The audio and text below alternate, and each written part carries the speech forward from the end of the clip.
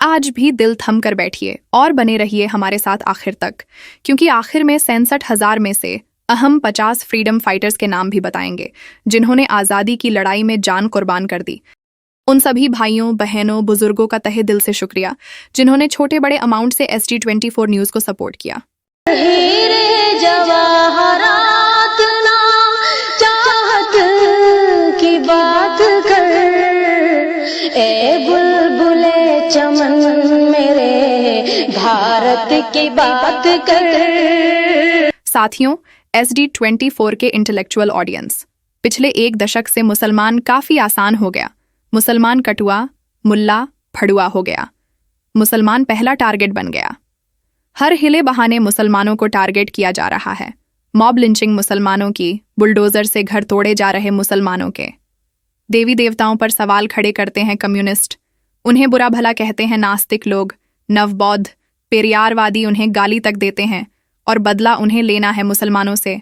बाबर को बुलाया राजपूतों ने, बाबर के दरबार में ओहदे हासिल किए ब्राह्मणों ने और बाबर का बदला लेना है मुसलमानों से।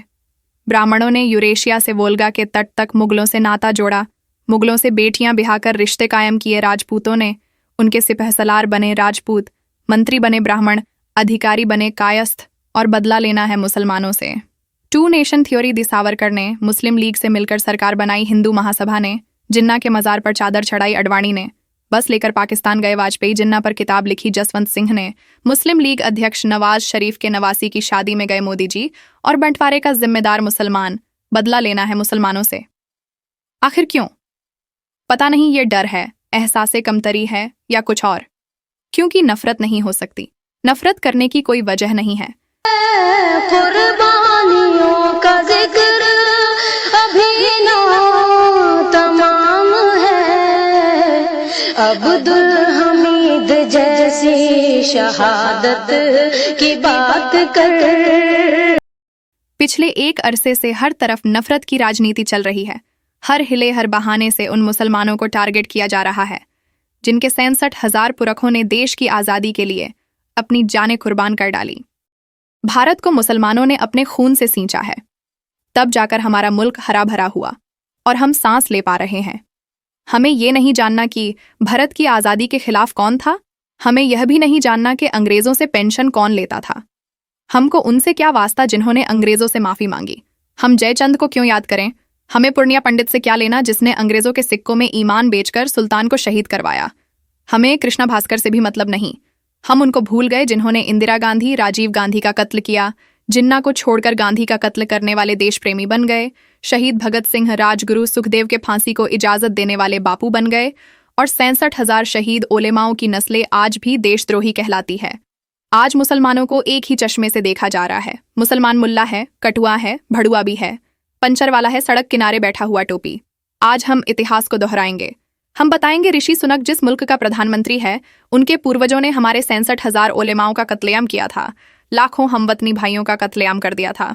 हम कैसे भूलेंगे हमारा कोहिनूर लुटने वालों को? हम उन्हें कैसे भूलें जिन्होंने हमारे देश भारत के खजाने लुटे? सावित्रीबाई फुले पर मुसलमानों ने गोबर नहीं फेंका था। महात्मा फुले को मुसलमानों ने घर से नहीं निकला था। बाबा साहब आम्बेडकर को इल्म हासिल करने से मुसलमानों ने नहीं रोका।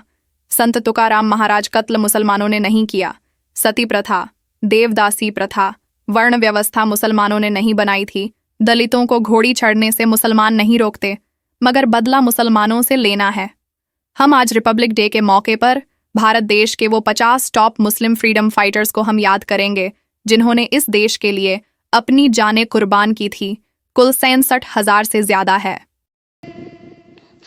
जिसने लिखी थी खून से तकदीर देश की, जिसने लिखी थी खून से तकदीर देश की। डॉक्टर गफूर अहमद एजाजी, मौलाना मंजूर एहसान एजाजी, आसिफ अली, अरुणा आसिफ अली, मौलाना मोहम्मद जौहर अली, मौलाना शौकत अली, आमना बी आबादी बेगम, इनायत अली, शहीद पीर अली, विलायत अली, वारिस अली, अब्दुल कय्यूम अंसारी, डॉक्टर मुख्तार अहमद अंसारी, बत्तख मियान अंसारी, मौलाना अब्दुल कलाम, हैदर अली, अशफाकुल्ला खान, शहबाज खान, सैफुद्दीन किचलेव, रफ़ी अहमद किदवई, फैजुल हक खैराबादी, मौलाना इमदादुल महाजिर मक्की, मौलाना हुसैन अहमद मदनी, बेगम हज़रत महल, डॉक्टर सैयद महमूद, इनियातुल्लाह खान मशरिकी, हसरत मुहानी, उबैदुल्लाह सिंधी, मौलाना आज़ाद सुबहानी, प्रोफेसर अब्दुल बारी,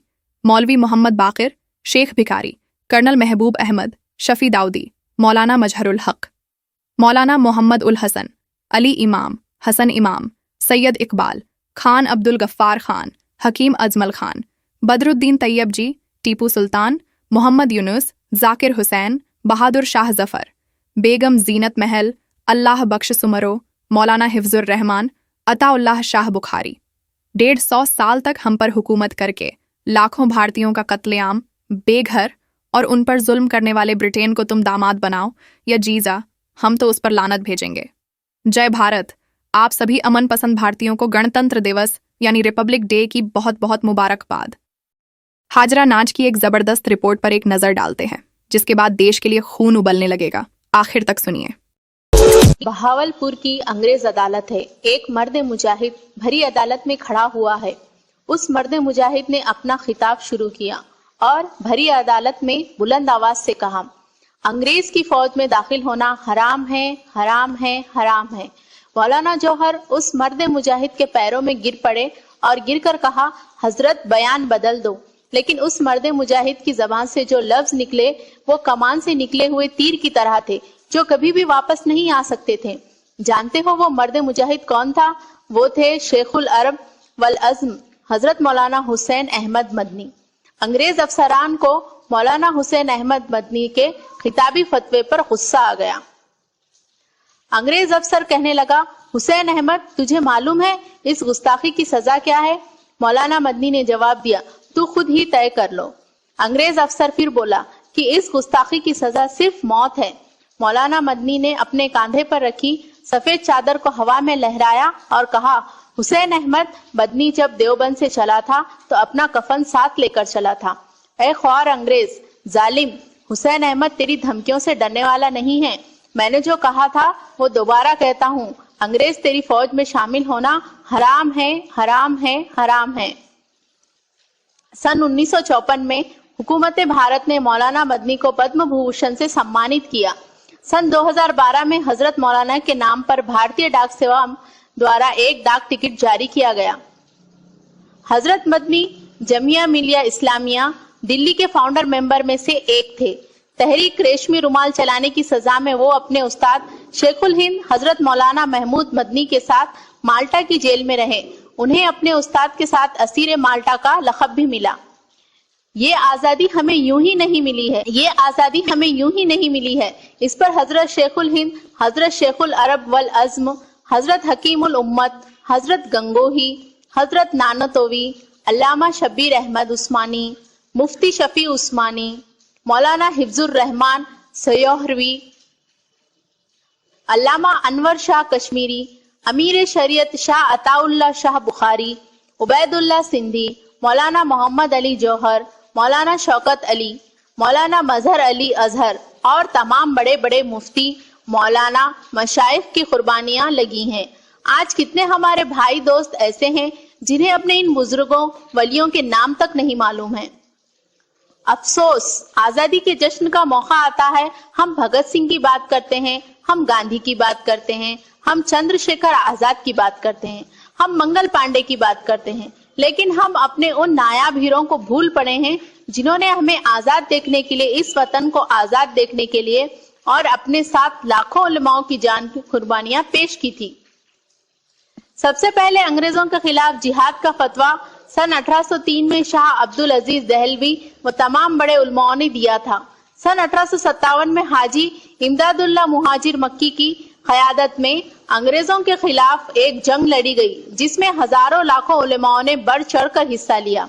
आइए इस बार जश्न आजादी के मौके पर अपने उन असल आजादी के दीवानों को याद करें जिन्होंने हमें असल आजादी दिलाई है। सलाम पेश करें, खिराज अकीदत पेश करिए ऐसे तमाम परवानों को। जय भारत। आपने लॉग इन किया है SD24 और मैं अजरा नाज। ऐसे ही महत्वपूर्ण जानकारी के लिए सब्सक्राइब जरूर करें। तो मिलते हैं एक और जबरदस्त जानकारी के साथ। तब तक के लिए फी अमानिल्लाह। आप देख रहे हैं सोशल डेमोक्रेटिक न्यूज़ SD24।